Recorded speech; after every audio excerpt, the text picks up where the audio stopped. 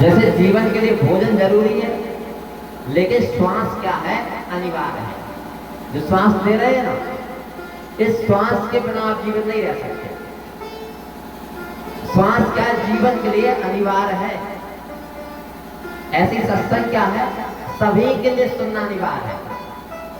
इस संसार में अगर सबसे श्रेष्ठ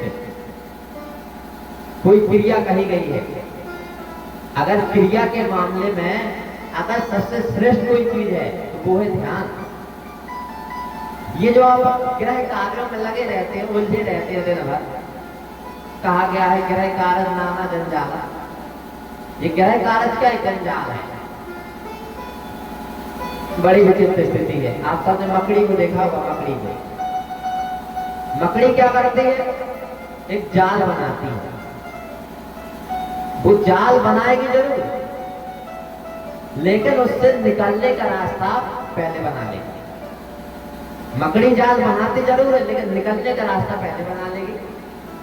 लेकिन आप सबने क्या किया, आप सबने जो घर परिवार रूपी जंजाल बनाया है, आप ही ने बनाया है। जब पैदा हुए तब नहीं था, उसके बाद ही घर परिवार बनाया है। आप ही ने घर परिवार रूपी जंजाल बनाया और खुद फंस गए। बताइए, इससे अच्छी तो मकड़ी है। जाल बनाएगी जरूर, लेकिन निकलने का रास्ता, छूटने का रास्ता, ये मानव जीवन बंधन के लिए नहीं मिला है, उन्मुक्त होने के लिए मिला है, मुक्ति के लिए मिला है। आए थे मुक्ति के लिए और बंध गए यहाँ। ग्रह कारज नाना जंजाला, ये ग्रह कारज रूपी आपने ऐसा जंजाल तैयार किया कि उसी में फंस गए, दिन रात उसी में गुजर रहा है। तो होता क्या है, आप ग्रह कार्यों में लगे हैं, उनको तो छोड़े देना चाहिए। अगर आप ध्यान भी करने में लगे हैं तो उसको भी छोड़ करके सत्संग सुनना चाहिए। जीवन मुक्त ब्रह्म पर चरित सुनाई तन ध्यान, भगवान श्री राम जी कह रहे हैं कि सबको क्या है, सत्संग सुनना अनिवार्य है। क्यों?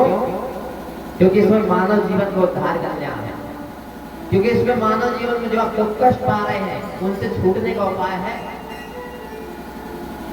आपको जीवन जीने का तरीका कैसे जानना है, वो जानकारी है।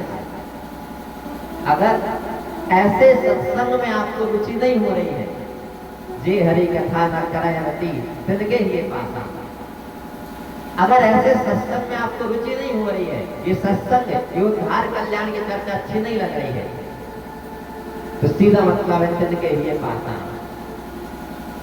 भगवान श्री राम जी क्या कह रहे हैं, जिनको ये सत्संग अच्छा नहीं लग रहा है, उद्धार कल्याण की चर्चा सुनने में रुचि नहीं हो रही है, उसका हृदय नहीं है, पत्थर है। बताइए, जिन देवी देवताओं की आप पूजा करते रहते हैं, उन देवी देवताओं की प्रतिमाएं पत्थर नहीं है। अरे जीते जाते इंसान का हृदय पत्थर है। क्यों? अरे जिसलिए जीवन मिला उसी के लिए आपको चिंता नहीं हो रही है कि जीवन नहीं मिला किस लिए है, एक दिन छूटेगा। ऐसा नहीं है कि हमेशा धरती पे रहना, एक दिन शरीर छूटेगी। किस लिए मिला है जीवन, क्या करना चाहिए था और क्या करने लगे, आप सब स्वयं विचार कीजिए। क्या मानव जीवन दुख कष्ट के लिए मिला है, परेशानी के लिए मिला है, चिंता के लिए मिला है? नहीं, आप सबने जीवन को नहीं जाना। तो क्या है, सत्संग सभी के लिए अनिवार्य है। तो हम तो यही कहेंगे, जहां तक ये आवाज जा रही है, आप सभी ग्रह कारणों से निवृत्त होकर के इस सत्संग कार्यक्रम को सुनने का प्रयास करें। क्योंकि सत्संग कार्यक्रम जब भगवान की जीव पर बड़ी विशेष दया कृपा होती है, जब भगवान जीव पर दया कृपा करते हैं, तभी ये सत्संग सुनने को क्या है, सुलभ हो पाता है। कहा भी क्या है, रामचरितमानस में आया है, बिनु सत्संग विवेक न हुई और राम कृपा बिन सुलभ न सोई। यानी ये जो आप सत्संग सुन रहे हैं ना, इतना आसान नहीं होता। आप कोई सामान्य व्यक्ति नहीं है, जो आपको सत्संग सुनने को मिल रहा सामान्य व्यक्ति नहीं है। क्यों? बहुत दुर्लभ होता है। कहा गया है सत्संगति दुर्लभ संसारा, निमिष दंड भरी है कई बार। यानी ये सत्संग क्या दुर्लभ है, दुर्लभ। दुर्लभ माने जो आसानी से ना मिले। दो शब्द होते हैं, एक होता है सुलभ, एक होता है दुर्लभ। भाई दो से बनी दुनिया है। तो एक होता है सुलभ, सुलभ माने जो आपको आसानी से मिल जाए, ज्यादा मेहनत न करना पड़े, वो चीज सुलभ है। और दुर्लभ माने जो आपको आसानी से ना मिले। तो सत्संग क्या है? सत्संगति दुर्लभ संसार। यानी ये सत्संग क्या दुर्लभ होता है, दुर्लभ। इतना आसान नहीं होता है जितना आसान आप समझ रहे हैं। हर किसी को नहीं मिलता। देख लीजिए व्यवहारिक जीवन में, जरा अपनी नजर घुमाइए, व्यवहार में देख लीजिए। चले जाइए शहर क्षेत्र की ओर, लाखों करोड़ों लोग ऐसे हैं, लाखों करोड़ों की बात हो रही है, लाखों करोड़ों लोग ऐसे हैं जिनकी पूरी जिंदगी गुजर जाती है और कल्याण की तरफ सुनने को नहीं मिलती। बताइए कैसे क्यों होंगे? वो पूरी जिंदगी गुजर जाती है, गुजर गए जिंदगी के 20 साल, 30 साल, 40, 50, 60, 70 साल गुजर गए, ऐसे पूरा जीवन गुजर जाता है, उन्हें कल्याण की चर्चा सुनने को नहीं मिलती। बताइए कैसे जीवोगे वो? कहा गया है पूर्व जन्म के पाप से हरि चर्चा न सुहाए। यानी अगर आपके ऊपर पिछले जन्मों के पाप चढ़े हैं तो क्या है, आपको ये सत्संग, ये कल्याण की चर्चा अच्छी नहीं लगेगी। दुष्ट को भला कल्याण की चर्चा अच्छी लगेगी, उसे तो दुनियादारी की बातें अच्छी लगेगी। तो जिनके ऊपर क्या है, पूर्व जन्म के पाप होते हैं, उन्हें ये कल्याण की चर्चा अच्छी नहीं लगती।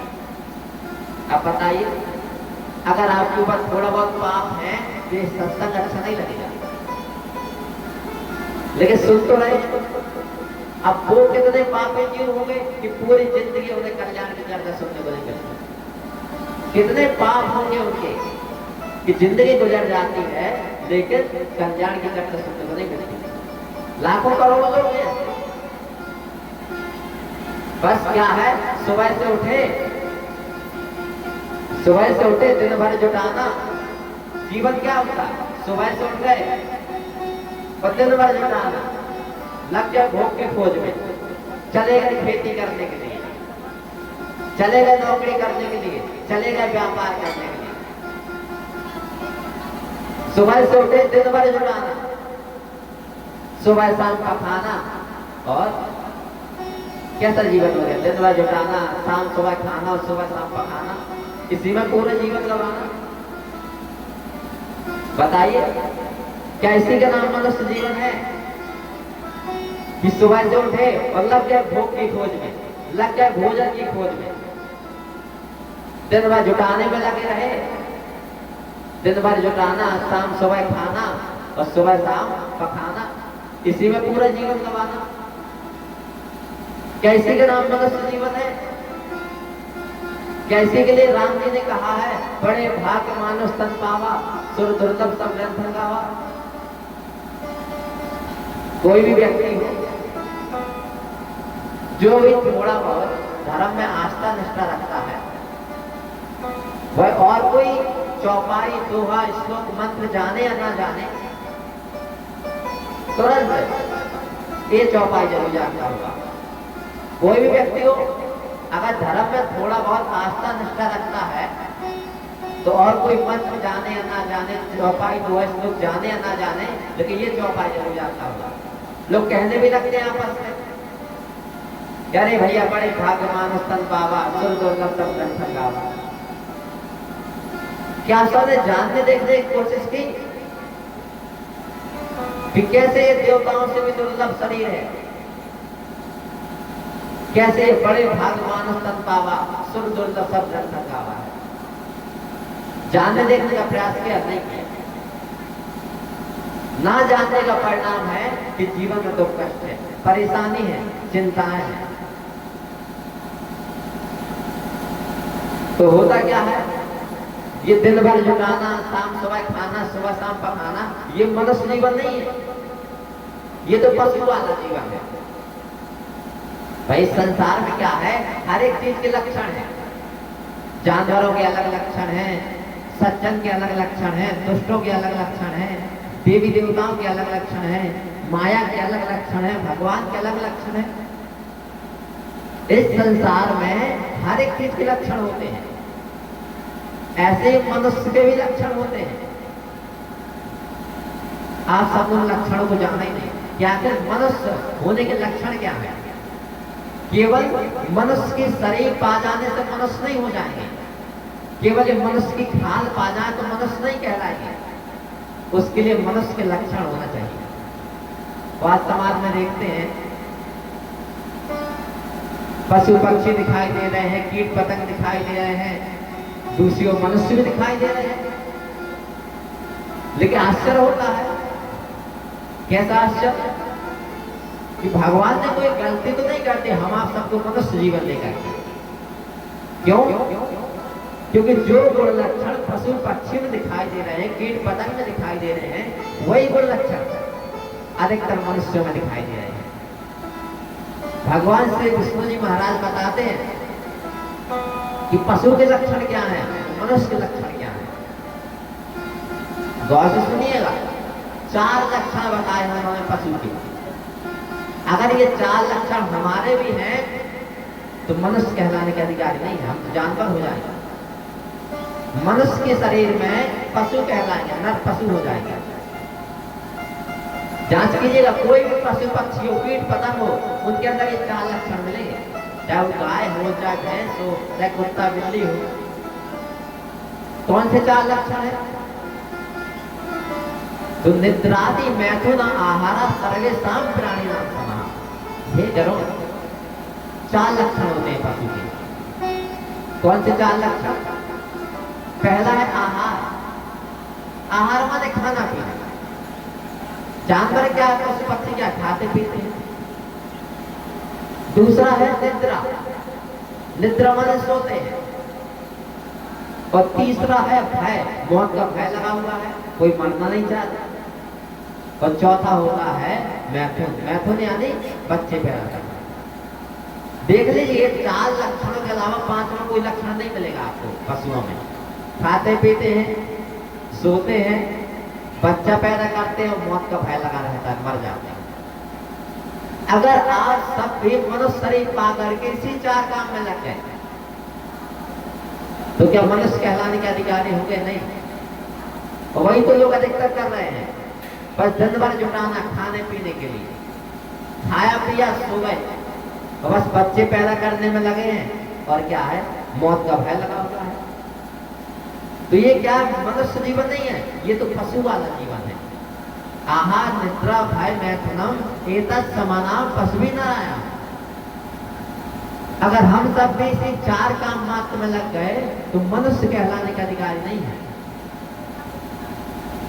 ये तो आप विशेष जीवन नहीं है आपका। अगर आप इन्हीं 4 काम में लगे हैं तो आपका जीवन बड़ा साधारण है, विशेष नहीं है। तुलसीदास जी ऐसा कह रहे हैं। क्या कहा उन्होंने कि सुत दारा और लक्ष्मी पापे घर भी हो।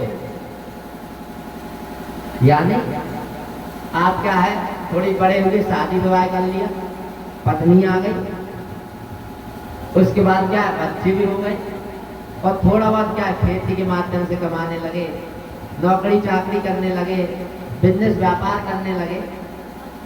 ये कोई विशेष जीवन नहीं है आपका। आप अगर अपने आप को बड़ा समझ रहे हैं कि हम बड़े विशेष है, नहीं, ये कोई विशेष जीवन नहीं है। होता क्या है, लोग को